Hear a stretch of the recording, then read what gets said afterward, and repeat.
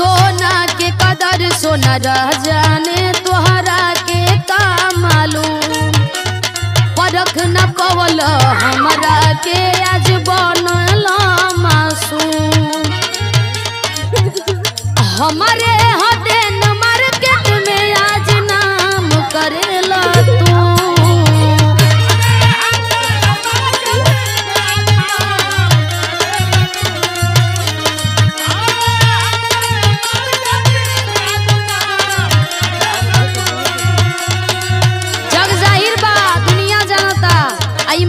माने के पड़ी हमारे हदेन मार्केट में आज नाम करेला तू बदनाम।